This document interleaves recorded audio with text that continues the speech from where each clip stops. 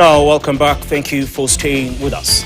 As the cost of living rises and jobs disappear, desperate Kenyan women are being pushed into an unregulated surrogacy trade, renting their rooms to mostly foreign clients for a pittance, while agents and clinics reap huge profits. Now, operating in a legal vacuum, the industry leaves women exposed to exploitation, medical neglect, and betrayal, with anti-trafficking groups now warning that some children born through these arrangements may be disappearing into dangerous international networks.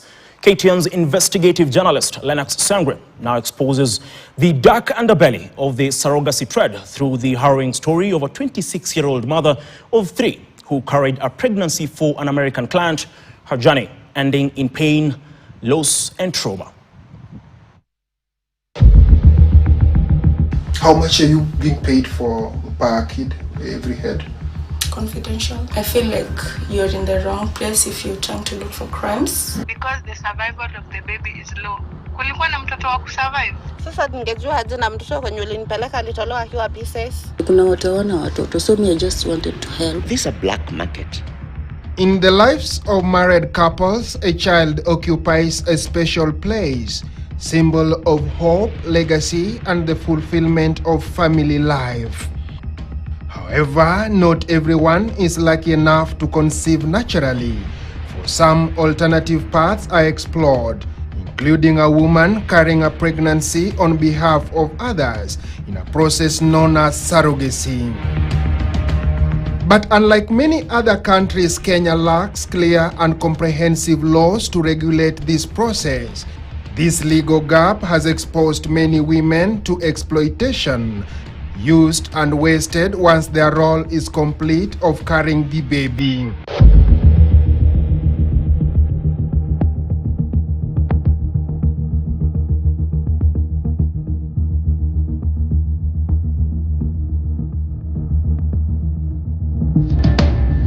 Irene, not her real name, we withhold her name for security reasons. She is a mother of 3. Life pushed Irene into a dark corner of despair and uncertainty. Everyday questions haunted her every morning as she struggled to understand where everything went wrong. When she lost her job and could no longer provide for her family, a single phone call from a close friend changed her life forever. Watu wa surrogacy tulipatana nao through rafiki yangu ndiye alinipea contact. Nikaanza communicate na wao, wakaniuliza, wakanipea details za venye wanalipananga na kama niko willing kufanya na hiyo pesa. Nikawaambia yes, niko willing na nikakubali. Wakani book na clinic. Nikaenda clinic for 2 months. A client from New Jersey in the United States requested Irene to carry him a baby through surrogacy. This arrangement was facilitated by a local agent, identified only as Cynthia Owino, through her agency by the name LEC Consultancy and Surrogacy Limited. Kuna kitanda ya kuweka mguju, ekelea hapo mguju, wanaikava hiyo chuma, and then kuingiza huku chini ka chuma ingine hapo, alafu wanakuja na hiyo embryo wanaiweka na ka syringe but karefu mpaka ndani kwa umbo, inaingia, wana kufungua hapo juu pole pole, una relax hapo for 15 minutes. After that wanakupeleka, wanakutoa kwa hiyo theater juu ni kubaridi sana. Wanakutoa na kupeleka kwa room nyingine hapo kando, unatulia, unadungwa sindano ya tumbo. After that unaenda. Cynthia promised her a monthly payment of 35,000 shillings plus full medical care until delivery.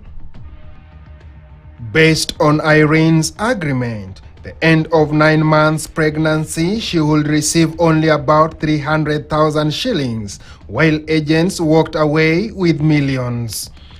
Hello Cynthia. Yes. Nilikuwa nimesahau na kukuuliza alafu ile nini balance ya pesa yangu lisema aje sasa? Pesa gani?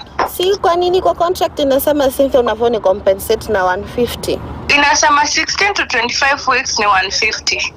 Hata mtu akibeba mimba for 9 months inasemanga kuna hiyo 35. Unajua unafaa kulipwa kulingana na venye ulifanya kazi. Hata sasa ukiajiriwa kwa ofisi ufanye kazi waseme salary yako ni 10k per month na ufanye kazi for 1 week, unafaa ulipwe hiyo 10k.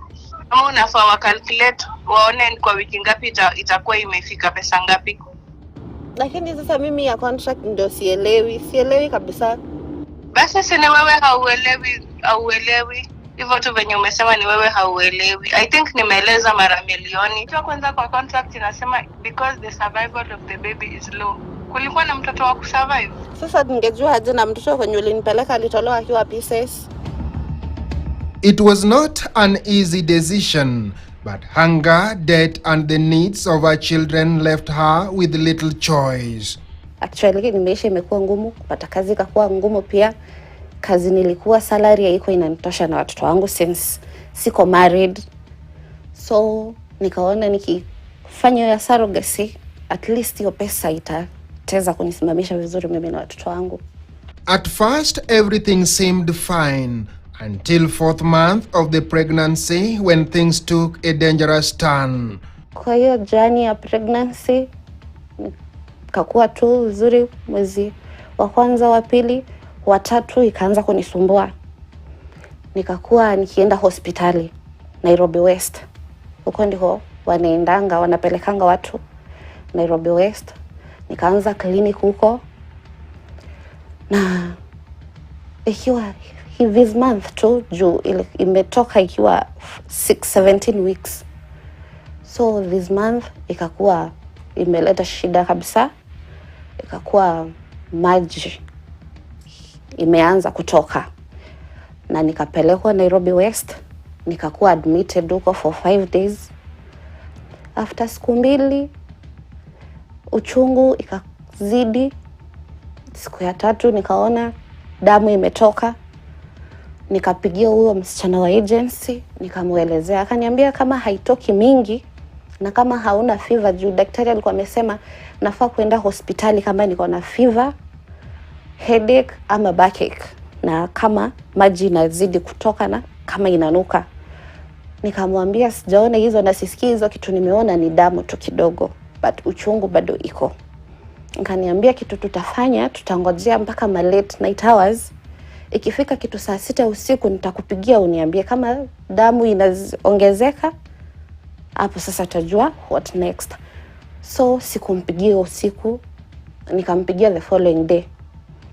Nikamwambia damu imeongezeka. Inatoka bado imeongezeka na ninasikia uchungu kwa mgongo na mtoto simsikia kicheza. Fika chini kwa daktari ndiye alinibreakia news, akaniambia mtoto amekufia kwa tumbo na siwezi nikarudi nyumbani. Nafaa kuadmitiwa huko for at least 2 days. Wanitoe, wanipe dawa nilebe ndio nizae mtoto, na wani-observe, waniangalie siku moja hivi ndio wani-release niende nyumbani. After the miscarriage, the dead body remained in her home for days. Her situation worsened. The agents who had once promised to support now began treating her as a burden. Akaenda, akaambiwa admission itakuwa 70,000. Hakusema chochote, niliona tu ametoka, akaenda akaongea na simu na huko. Akakuja akaniambia baba ya mtoto amesema amefinyika kimfuko, hataweza kulipa hiyo pesa. So tunafaa tuende kwa a cheaper hospital. Instead of ensuring proper medical care, one of the agents brought her to this room near Bangadhi Hospital for a dead child to be removed from her womb. The man who performed the procedure carried out an operation that almost cost Irene her life. And this is the man identified as Onesmus Kioko, who reportedly removed the dead baby from Irene's womb. We could not independently verify his qualifications. Ilikuwa opposite Mbagathi Hospital. Ni kama ni daktari anafanya kazi kwa Mbagathi but amechukua karoom tu kamegawanishwa na maplywood. Juu hata ikai hospitali huko ndiko alinipeleka. Nikawekwa madawa hapa na zingine chini ya ulimi. Uchungu ikazidi. So kumbe the more uchungu inazidi ni mtoto anakatika. Juu mimi nilikuwa huko Nairobi West, nilikuwa najua nitazaa, watanipatia dawa nizae mtoto akiwa mzima, at least hata nitaweza kumuona. But sasa huku kwenye alinipeleka mtoto alitoka akiwa pieces. In fact have kuvurutiwa na syringe wakimwaga pahali. Our investigative team decided to dig deeper into this shadowy network. The trail led us to Rongai in Kajiado County. We were directed to a residential building known as Dove Apartments. Its walls standing quietly amid the chaos, concealing a dark and unsettling reality within.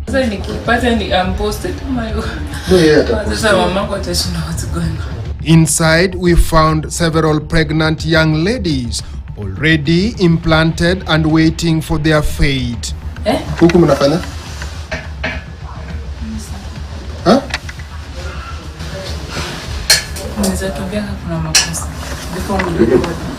Minutes later, one of the agents, identified as Cynthia Awur Opio, walked in.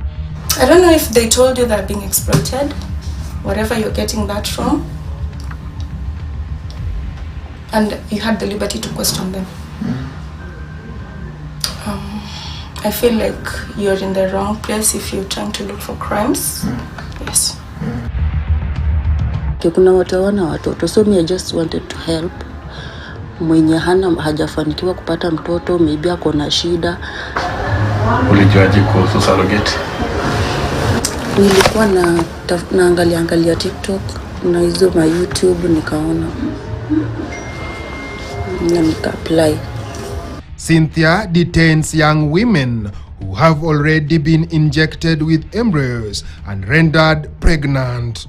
They are held here for a month to cut off from the outside world. So with them, were they being detained here? Are they detained? That is what they say, they are detained. No, I'm asking you because you've said they are not detained. Is this your house? It is my house. How much are you being paid for per kid, every head? Confidential. You being mentioned adversely in child trafficking. What do you have to say about this? Who are these people mentioning me?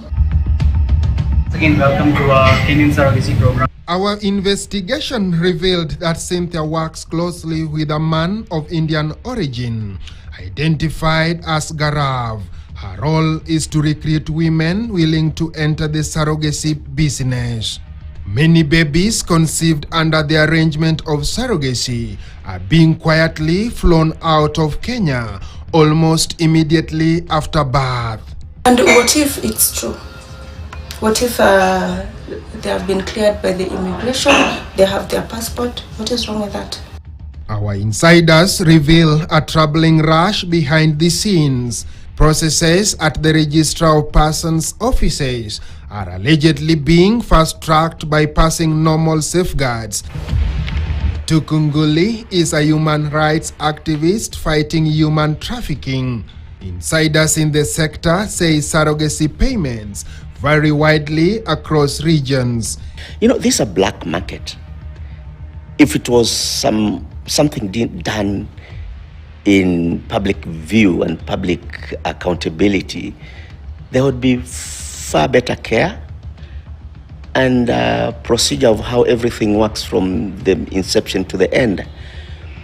It's a reality that for lack of a legal framework in this country, we experience all sorts of opportunists, people who come masquerading and who come to procure surrogate children through vulnerable young women who are desperate for incomes to support their young families, and especially those who are single mothers. The health of the mother should not be compromised at any point, whether the procedure has gone well or not well.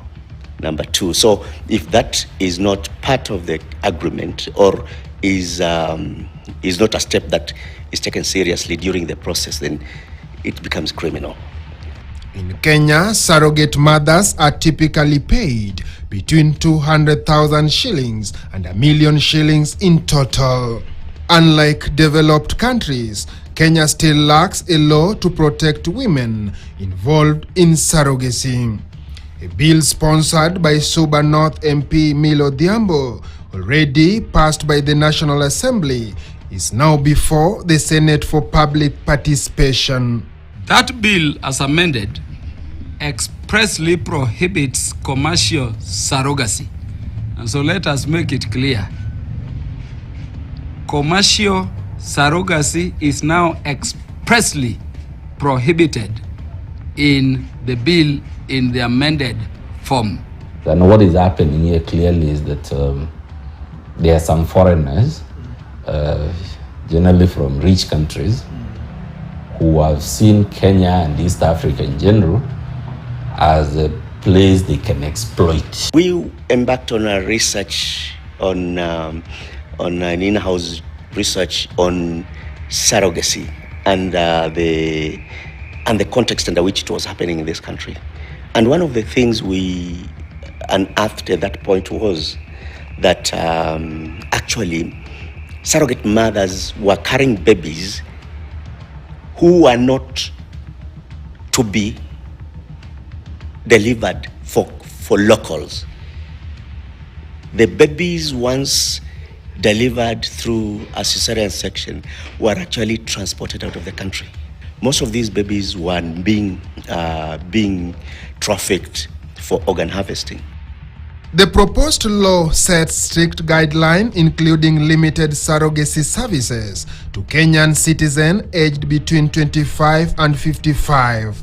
If at all they could be able to offer the surrogate mothers to the tune of 1 million or so, then how much more do you think they make? Because as per our research, per single child, you know, it's on the upward of 5 million. If I'm unemployed as a young woman in this country where there are so many unemployed youth, should we as a matter of policy allow women from rich countries who don't want to go through the vagaries of pregnancy and childbirth to come and pay peanuts to poor young African women so that they can bear the labor pains on their behalf, bear the morning sickness on their behalf, attend the antenatal clinics on their behalf, just because they are rich and this Kenyan or African woman is poor. For Irene, hope turned into pain. The money she was promised never came. The agents who recruited her have disappeared. Today she lives with physical and psychological scars, uncertain if justice will ever be served. The question that abounds: will Kenya act to protect its women, or will it continue to turn a blind eye to this secretive business thriving in the shadows? Lenox Sengre, KTN.